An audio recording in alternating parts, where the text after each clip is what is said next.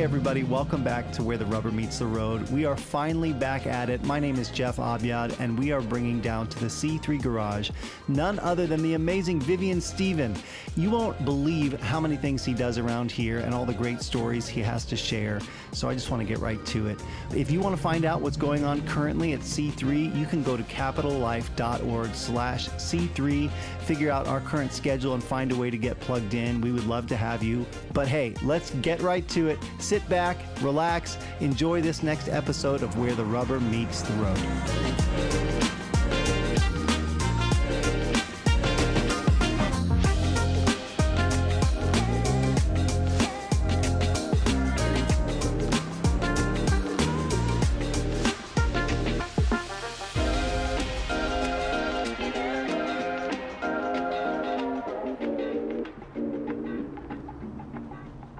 First, I wanted to just welcome you, Vivian, to the C3 Garage. Thank you. We're here in the garage together. Oh, okay. This is the garage. This is it. It's not... Hello, workers in the garage. That's right. So the very first thing that we would like to do is just get an introduction, where you came from, which means who are you and what do you do both here at the church and just in your normal life? Okay. Again, for those who don't know me, Vivian Stephen, I originally from India, moved here 2002 to do my master's in electrical engineering.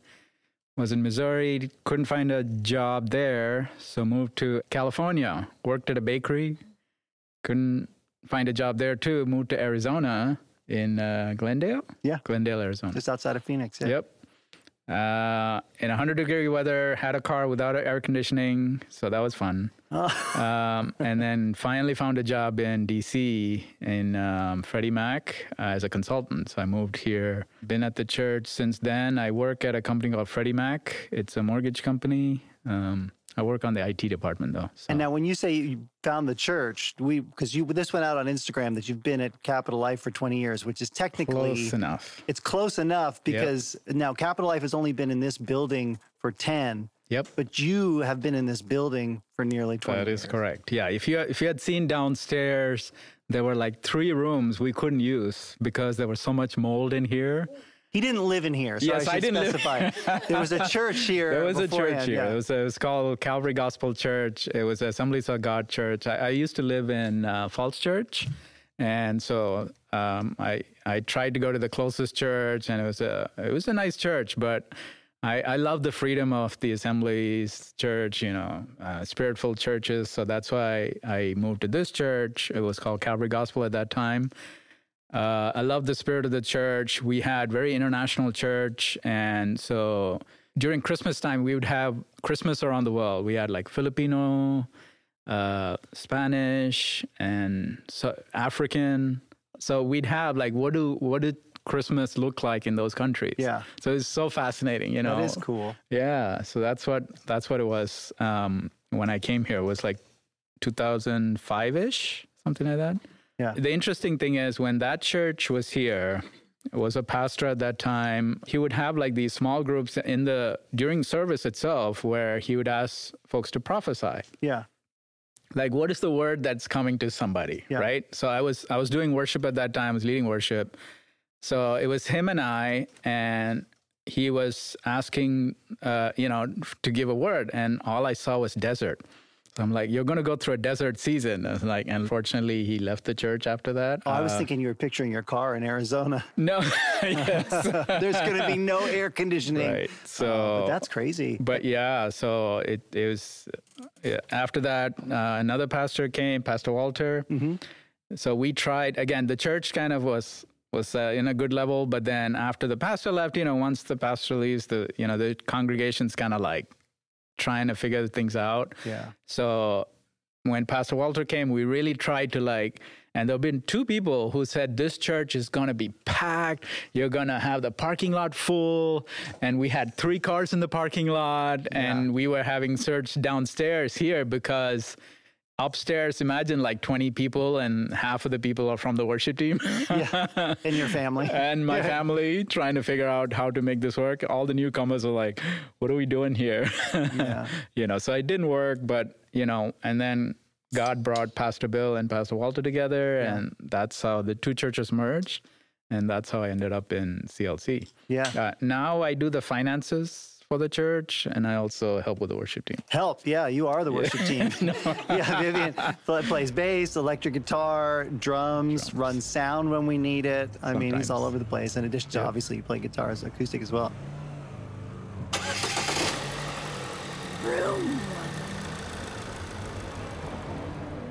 Before we get into all that, I want to ask also, now that we're in the C3 garage, what is your dream car? And this is like a literal question. If you could have, just any car that you wanted, what would it be?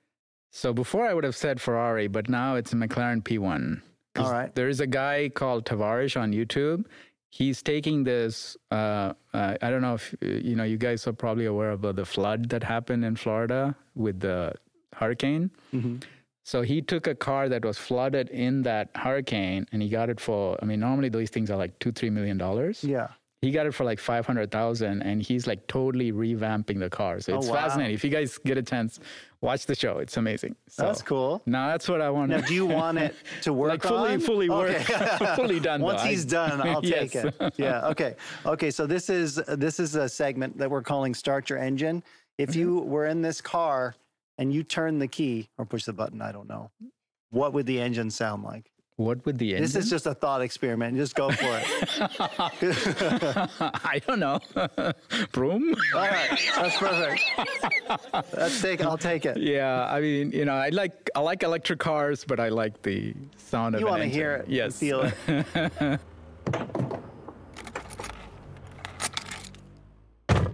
Okay, well, so the reason we're talking about starting your car is I want to know, where did your faith start? So how did you find the Lord? Yes. So I grew up in India. I was my dad was in a government job, but my dad's sort of like Christian-y.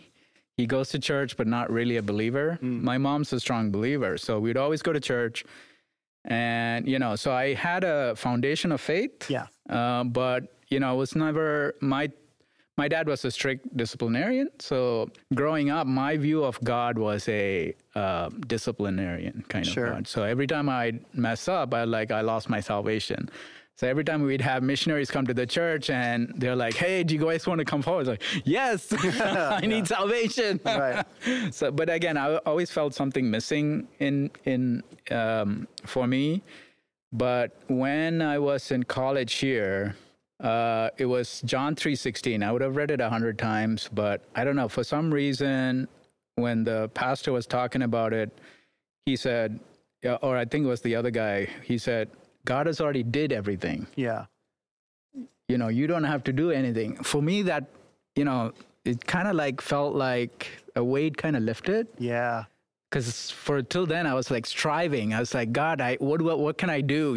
Because I again, growing up and in college too, I went to a Muslim college where it's all law and, stuff like that. So I tried all the law away and fell short. So there was a point in my life I said, God, if I can't be good, might as well be bad.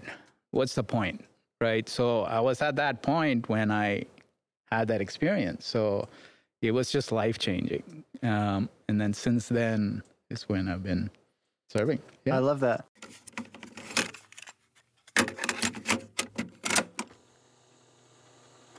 When we talk about now the road trip that you're on, who's in the car with you? Tell us about your inner circle, your family. Who's your? Yeah, it's all God because I have a hard time talking to girls. When I was, especially college age and this age, I was nervous. I had friends who would talk to girls and stuff. So when it came to marriage or finding the person that I love, for me, I loved the thought of a love marriage, but growing up in India, it was all about arranged marriage. So I'm like, if it hadn't been for arranged marriage, there's no hope for me. So that was my thought process. But then when I came here, my wife was in the church at that time. We were friends. Friends in the terms of, we're in the same circle. And so, casual conversations and stuff like that. And then we were part of the same Bible study, kind of C3 type thing, all part of the same group. Yeah. But, this was like after I was in the worship team and stuff. So she was in the dance ministry. Yeah. We had a dance ministry at that time, and, I was in the worship team. So we would hang out in this person's house, and the leader of our prayer ministry and the leader of our Sunday school at that time were meeting. And they were like, because I was talking about, I'm going to be arranged marriage and blah, blah, blah, blah, blah. And I was talking about the kind of girl that I like. They're like, we know somebody. So I'm like, okay, it's probably not going to happen because, my thought process was, honor your father and your mother. So, my parents are not going to agree to this, so it's not going to happen. But I said, well, let me pray. If it's God's will, it can happen. So normally when I'm reading my Bible, I'm lying down in bed and I have my Bible in my hand. So this was like in the afternoon. It wasn't even at nighttime or something. So I'm reading my Bible, and the presence of God came into the room. And he came in, and I'm wide awake at this time. So I'm reading my Bible. So I saw the presence of God come in, and he lay down in front of me. I'm like, what do I do? Do I get on my knees? So I'm like in shock at that time. And I saw somebody come behind me with like blonde hair and stuff. And I felt God say, turn around. I'm like, why would I turn around? You're in front of me. He's like, no, go ahead. So okay, I physically actually turned around and I saw my wife, Mary there, who's my wife now. And God was behind her. So he's like, I'm in this. And then the vision ended. So what do you do with that? Yeah. So I think we all wish God would do that. Tell me, Lord. Yeah. So but again, even after that, it went through a lot of process because you need two people to talk to, God to talk to, right? Because I've heard a lot of stories about people feeling that this is the person for them, and the other person doesn't feel the same way. So the first thing I did was, of course, I prayed forever before I even approached her because, like I said, I cannot talk to girls, in that sense, right? So after a lot of prayer, I went and approached her and said, this is the vision God gave me. Oh, no. How did that go? Not that well. Yeah. Okay, I'm kind of glad. Well, because what I told her was, hey, this is the thing God showed me, but if you pray, if God shows me to you, then we'll see where this goes. And of course, God didn't speak to her at that time. Eventually he did. And so, for me, my wife is a strong believer, and, it was all God, how he orchestrated things. Yeah, I've only known the two of you as a couple, and you're so wonderful together, but that's crazy. That's, yep. I mean, what does she think about that now? Like, if you're together, you're telling this story, what's her reaction? Well, I mean, she, I mean, of course she knows now. So Yeah. in terms of reaction for her, from her point of view, she's older than me too. Yeah. So her thought was, this is not going to work, right? Because I'm from India, she's from Paraguay, and her expectation of who she was going to marry was going to be an older person, wise in the Lord and stuff. And here this whippersnapper, coming and saying, I had a vision. You had a vision. What do you do with that, right? So, I mean, so for her, the point was she tried, she prayed, and, she didn't feel anything. But then she went to Florida after that. But again, the thing with me was I did not, even though I got the vision and I really felt God was in this, I protected my heart. Because I had a bad experience with another relationship where it wasn't a love relationship, it was just friends. But even that hurt a lot. So for me, it was like, if we fall in love and break up and stuff, that's not going to be easy for me. So I was like, I'm going to guard my heart. And so I really guarded my heart. So even when she said, after a while she prayed, and after she came to me and said, let's go out on a date and see, So we went on a couple of dates. I got flowers for her birthday, and she called me, she said, we need to have a talk. Oh, no. So, and then she said, no, I don't think this is going to work out. Really? Yeah. So, I was devastated because I took a lot of long walks with God. Yeah. The thing that for me was... Should have been taking long walks with Mary. I know. No, I'm kidding. Well, in terms of I really needed to process how this works because, I really felt God was in this. Sure. And so for me, it's did I really hear God? Was there something that I did wrong? What do I do with this? So I was like, well, maybe God is teaching me something through all this. So I just left it at that, and I was friends with her. Because we were in the Bible study and stuff. So I wasn't like, oh, you rejected me, I'm not going to talk to you anymore. I'm like, we're friends. It's not like you did something wrong. So, and that's where I would recommend for all of you guys, even with any kind of relationship, guard your heart as much as you can until there's both sides. Yeah. And make sure it's from God. Yeah, that's wise advice. All right. Yeah, I have a feeling there might be some questions later, so I won't dig too much into that.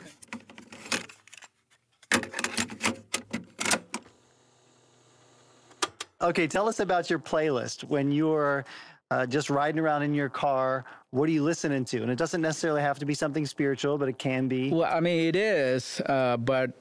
And, I listen to, again, it depends on my mood, right? So I listen to Elevation or Bethel or mainly those. But then there are times when I need to listen to some kind of hard rock. Mm-hmm. So I'll put something really crazy. What is that? Give me an example. I mean, it could be like Metallica or something crazy. Again, sometimes the words are like, okay, maybe not. But again, for me, it's just the music. Have your kids ever experienced that side So of dad? one time, again, it was a Christian metal too. What was it?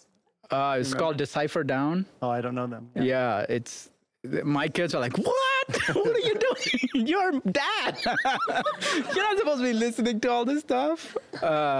We just got to a place actually with my kids too, where I pulled out some of these just ridiculous, I was weird in junior high. Yep. And so it was nostalgic. I'm like, oh, they'll listen to this. And Exactly. even I was shocked. Right.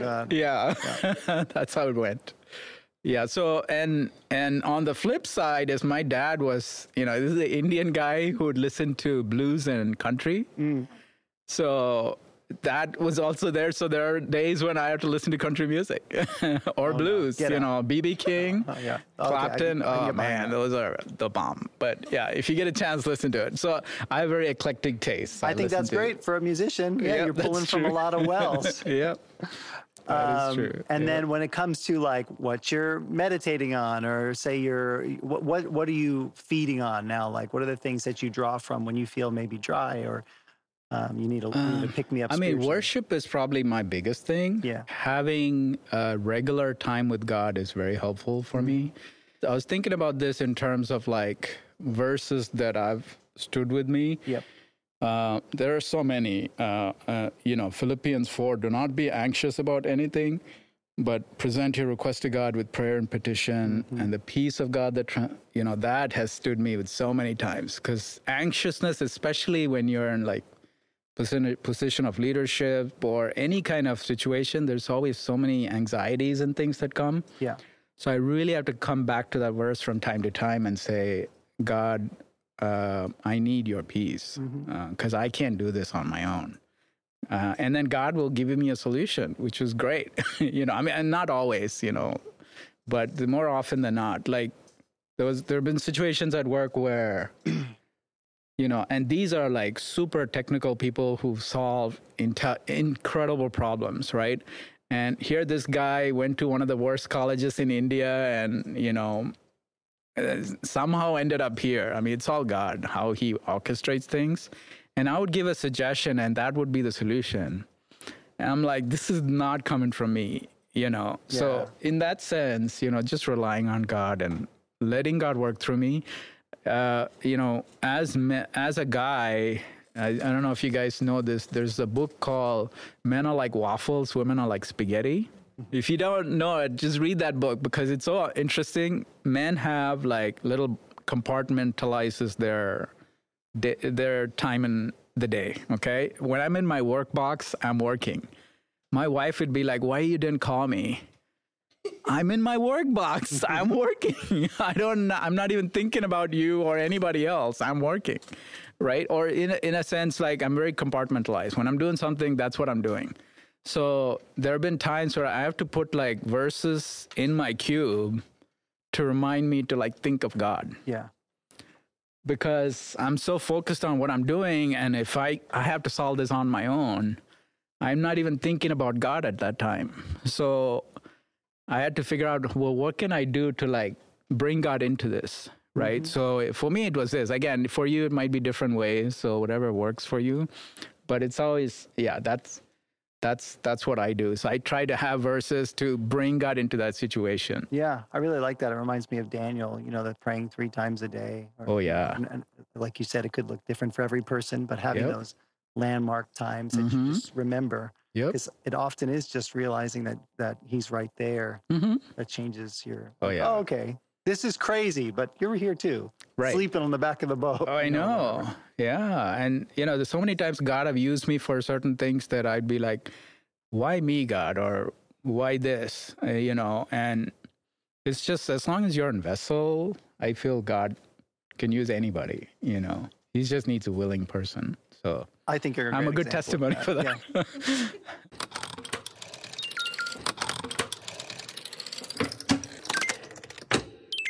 If you're in a car, you're using some sort of a map or a navigator or something. Yep. What does that look like when you're trying to decide the direction of your life? Yeah, I mean, I'd like to say it's always like, I'm always turning to the Bible and always doing this. What I do is, like, I want to be in a situation where God is always first in my life. So, like, when I wake up, I want to, like, get on my knees and pray. Okay, things that I want to do on a regular basis, that God is part of my life, right? So when there's a decision that I have to make, I'll have to, again, analyze analytical brain. I like to think of all the options and then think of, okay, this is the direction I want to go, right? And then pray. So again, it's knock and the door shall be open, seek and you shall find. So I tried that. So in terms of, okay, so I wanted to invest in this property in Spain at that time. So I knocked on that door and said, okay, let's see where this goes. So I did all the work and talked to this, we used to be a lady who was a Spanish lady and she was a real estate person in Spain, talked to her and it seemed like things were working out. But then something kind of said no. Right? Okay, so... Like a feeling that you had? Or Yeah. So, and just things, of course, didn't work out. So when, so I try to keep myself open and say, God, close the door you want to close. Open the door you want to open. So that's kind of where I go with things is I'll try different things and see. Yeah. Because it's so hard when it's almost like, how there's the straws that they use in the Bible? Yeah, draw straws. Right? You would think this is not going to work. It's just you're drawing straws. How could this be God? Right? But God used straws to even decide one of the disciples, right? Yeah, the lot fell to... Right, the lot fell to... Exactly. So for some reason, God uses our brokenness and our way of doing things. So that's kind of how I think one of the phrases that you said that stood out to me too was like, and I did the work, and that's like, for me, there was this point where I had to realize like, oh, even if God calls me to something, it's not necessarily going to be like, oh, poof, there is your solution and there it is right in front of you, but you're still doing the work. And then sometimes it might not even work out. Yeah. Earlier on in my life, God said, give your tithe to God. And I would see my mom, my dad would get a salary. She would get on her knees, take a portion, the 10th, and put it in an envelope for the church. So I had that in my mind. So I always wanted to do that, like give a 10th to God. Here, 10th is a lot of money when you think about it, right? And so taking that 10th and giving it to God was like so hard. And then, of course, I'm like, oh, net, not gross. There's no way God would want gross. This is all I'm seeing in my pay. I'm not going to do gross. He's like, I want you to do gross. And again, each person is unique. I don't, this is not like you have to do this or something like that, right? God, God loves a cheerful giver. So for me, it was like, God said, give me this portion. It's like, okay, God. But because of doing that, I had all these other obligations I had to do. And so I was getting into debt. And I didn't want to get into debt. God said, don't get into debt. Mm-hmm. But then I'm like, I'm giving this to God. And, because I had student loan payments, I had this payment and that payment, more rent and all that stuff. Yeah. And I just didn't have enough. So it was one time in my car and I said, God, I need $20,000. I mean, just out of the blue. No, I wasn't married at that time. Literally, I don't know if it was that month or the month after. Again, God, I've tried this again. It didn't work the second time. just saying. So my boss calls me into her office and said, I don't know if it was 20,000. Don't quote me on that. It was some large amount. Okay. My boss calls me into office and said, your position has changed from a non-exempt to an exempt or exempt to a non-exempt, some categorization they changed. And so, oh, by the way, any overtime that you did before that we didn't pay you, we're going to pay you. It was exactly what I asked for. I'm like, whoa, blown away, So in that sense, when you're following God's way of doing things, you're like, how could God do this? Right? I have a pay. This is what is going to happen. There is no way this can change and I could get something radically different in this. I'll tell you another story. Sorry, I don't know. I don't want to take it too much. I want to hear it. I was in college. My dad is a government employee. He didn't make too much. When I first came here, and $8,000 was our first year, payment, semester payment, right? I didn't have that money. My dad didn't make close enough. In India, you don't get paid American money. Indian money doesn't take you that much. $1 was like huge for us. So my uncle, who was in the Gulf at that time, he gave me a loan for my first semester payment and a little bit for rent and stuff. That's all I had. So I came here, paid the first payment, had the little money, and I'm going through this hoping for like a scholarship, right? Like a teaching assistantship or a research assistantship. So I'm going through the process, and I have $100 in my bank account. And so I'm talking to the pastor, and God said, give this $100 away. I'm like, okay, this is all I have, right? What am I going to do? Fight for food and all that other stuff? And he said, no, right? So I literally wrote the check to him, and I handed him the money. And by then, I had applied for another loan here. My cousin's husband at that time co-signed a loan, a request for me. So I'd applied for a loan, and the check was in my mail. I didn't know that it was there, So, God said, give this away. Like, okay, and then God provided, and I got a teaching assistantship after that, and my whole college was covered. Oh my goodness. Yeah. I think we just finished reading Job. Mm-hmm. And I love the perspective too, because God will do those things, but I almost feel like it's more so we recognize that he's in control. Mm-hmm. And that way, whether or not you have it, right? It's like God's still God. Mm-hmm. Because like you said, it happened this one way this once. It wasn't a method. It did not happen the same way. It's not like a knock on wood 3 times. Right. I mean, you would think like you figured God out. This is the formula he can use. No. He's infinite. I mean, Job's a good example, right? Of all his friends thinking, oh, he must have done something wrong. He must have done this, done that. Nope. I'm God. I'm too big compared to whatever you think I can do or can. But again, there are certain principles that he said do, and he said he will bless, right? Will he bless the same way that we think? Probably not, right? Meaning, for instance, let's say he said, give $100 to this missionary, right? And you're like, okay, I'm going to give this $100. And you think, okay, I'm going to get this huge blessing from God. I'm going to be great. No, it could be that missionary is going to go do something. Maybe somebody's going to get saved through that could be the blessing, right? So the way we think of blessing may not necessarily. Again, I'm giving you examples of the good parts. Yeah. But there have been so many other situations where I've prayed the same prayer, like, God, give me 20,000. It hasn't happened so far. Yeah, it's not working this time. Exactly.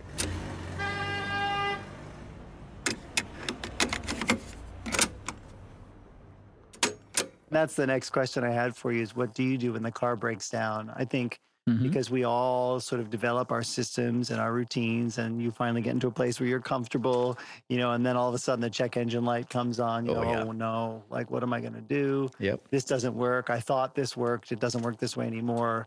What do you do with that? I mean, I've always, from what I can remember is I've always had, again, I always pray that verse, the Philippians 4:16. Yeah, be anxious about nothing. Do not be anxious. So again, that's my first step, right? Is go to God, get on my knees and pray, and then try to figure this out, right? What are the steps that I need to do to resolve the situation? So in this situation where my car literally broke down, I'm like, in the name of Jesus, be. Didn't happen. One time it did happen, though. It actually started. So, try it. It could work, may not work, but in a sense, I had to call the tow truck and throw. But again, you always give glory to God, no matter the result, right? Because we see the good parts. We are living in a country of abundance. I've lived in a country of utter poverty where there's literally sewage water flowing through the city, and a mom is having her child on her lap trying to read to her to educate her son, and that is their life, right? They live next to a sewage. That is all they can think about, or in terms of, they're trying to better themselves, but, that's their situation. And the police still come and kick them out of that small hut that they built over there, and they have to try and figure out where else can they build a hut so they can survive, right? So I've seen that, and I've seen this. So just to say that it's good to have perspective of the goodness of God in what we have, right? And if God says, I want you to do something, no matter the circumstances, do it. Because we don't know who's going to be blessed. It may not be you, right? Because ultimately, obedience is all we can do. How do you get to hear God? When I was in college, I decided to read through the Bible end to end. So that was a good foundation for me to have. Was that the first time that you did that? Yep. And it was in King James Version. Oh, man. I didn't understand half of what it said. But the funny thing is, I would go to church and the pastor would be preaching and it'd be on a verse that I was stumbling on because, the thys and thous. And I'm from India and, the only thing I know about English is, of course, schooling was English, but Queen's English and having to deal with, So having that and where was I going? What was the question? Well, I was going to interrupt you actually because I was thinking because of what you said about seeing the poverty and the other side of it, about Philippians also, because you were in Philippians 3 with be anxious about nothing. But I was thinking about Philippians 4 where Paul says, it's not that I'm speaking of being in need, for I've learned in whatever situation I am to be content. I know how to be brought low and I know how to abound. In any and every circumstance, I've learned the secret of facing plenty and hunger, abundance and need. I can do all things through him who strengthens me. Amen. Yep. And that's it. I always like to tell the story about my college. So I was a horrible a student in high school, I would literally cut school, go hang out with my friend, go have a smoke, and go to the movie theater or something like that. And so that was my high school, like last 2 years of high school. Mm-hmm. So needless to say, I didn't like the last day of before the exams. I'm like cramming, right? Trying to like at least look through all the pages of the book. And my dad's like, son, go to sleep. I'm like, if I don't study this, there's no way I'm going to pass. I wasn't there when they taught it. Yeah. Exactly. So that's how I was. And so when I went to college, the only college that because I had like just the minimum marks to pass or like minimum eligibility for an engineering college. And I really wanted to go to engineering college, of course, afterwards, not before when I was in high school. So the only college that will accept me, like I said, was a Muslim college. Like, I don't know, think of like from here to like the furthest corner of Virginia or something, or even, maybe Florida. Like it was that far, right? So there's not even close. And, alien culture in terms of Muslims, they have their Sundays, Friday. Friday is the holiday, and the rest days are work days. And the college, they were like such rogues. They would literally, hazing for them is just beating you up. That sounds pleasant. It was literally everybody in my dorm was beat up by seniors. That's just how it goes, except me. Because I used to play basketball, and the guys who played basketball was the worst of the worst in the college. And they told everybody else, Stephen, they call me Stephen. Nobody touched Stephen. So I was literally the only person. And again, this is all God, right? So I can't take credit for all this. So I was in the world, like, trying to do stuff, but then God was still protecting me. And my second year, literally, I would say like this carpet, maybe. So we'd had two beds, one bed, and my roommate had another bed. That was our room. And the toilet situation was, there was like 4 public toilets, and there would be like horrible smells and all kinds. So you literally have to take a bucket and throw water on it. And it was not a Western style toilet. If you look for an Indian style toilet, you'll know what I'm talking about. So it was an Indian style toilet. It wasn't a good situation. And that was my first year. The guy who prepared our food, he had these such thick glasses. I don't know how he saw. And he would take water from the little, like a well that we had in front of our mess hall. Mm-hmm.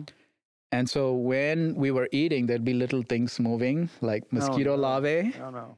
But you had to eat. So you literally push those aside and eat the rest.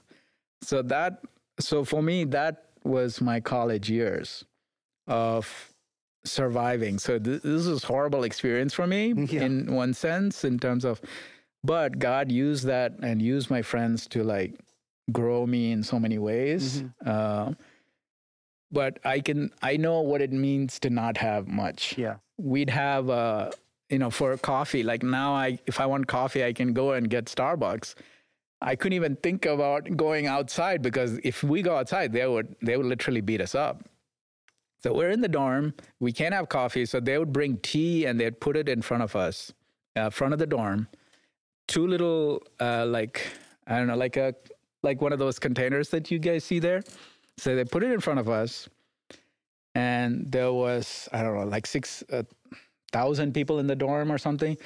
Everybody will come running to get these little cups of tea. And so, I still have T-shirts with stains on them from those days, because they're literally because they're like trying to like go and then after Can you still fit in those T-shirts? Oh, no. They're just a relic you hang to remember. Just there. Yeah. So, and then the cows would come and lick those. Because they, so you literally see the cows licking, and then they'll go wash it and fill it back up again. Oh my goodness. Yep, that was my college years. So I feel like you've experienced such significant life change, and then after you came to the Lord, and so you're walking this journey. We've been asking is, have you changed your trajectory at all? But I guess my question for you is more on the lines of like when you experience that much of a change, life hasn't been easy necessarily, but do you feel like it's all been pretty steady, or have you had seasons where you thought, or maybe you felt further away from God, or things weren't working as planned? Well, I mean, I've had not necessarily like ups and downs in terms of like till I had started having like a personal relationship with God. Mm-hmm. It was more like, how can I earn my way to heaven, right? So I never like went away from God in terms of like I never went to church or something, right? I'd still go to church because that's what we did. Right. More a cultural Christian. So during that time, I'd have ups and downs all the time. I'd go close to God. I'll go far away from God, close to God again. Because I was in a Muslim area. They always, they have 5 times a day prayer. So I was like, well, I'm going to do the Daniel prayer. I'd pray 3 times a day. I'd read my Bible 3 times a day. So I was very, very meticulous in that for a long time. But then I'd always mess up. And I had a problem with pornography at that time. Mm. So that was my weakness, and the devil really used that to great effect. For me, it was like, you're worthless. And now, of course, I was like, yeah, I know. So, sure. And then I came to a point where I again said, God, if I can't serve you, might as well just, yeah, you're doing it in your own strength. Exactly. So I just couldn't, so it was more like, I give up, right? So, but once I realized what Jesus did and what he wanted from me in terms of a relationship, then things changed. That was my 180. Mm. And then since then, like I started listening to Christian music. Again, it was more like a total transformation in that regard. And since then, of course, you develop ups and downs in certain sense of the anxiety. I had like a business, not partner, what do you call, like another colleague of mine. Mm-hmm. It was like very hard to work with. So I'm like, how can I work on this? So I would like turn to God, like, God, help me through this, right? So in that sense. Yeah, but you're regularly bringing him into that.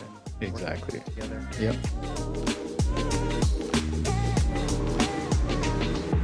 That was so great. I appreciate Vivian so much and his vulnerability, his willingness to share out of his personal experience. I hope you loved it too. And I'm really looking forward to our next episode, which is a question and response with Vivian.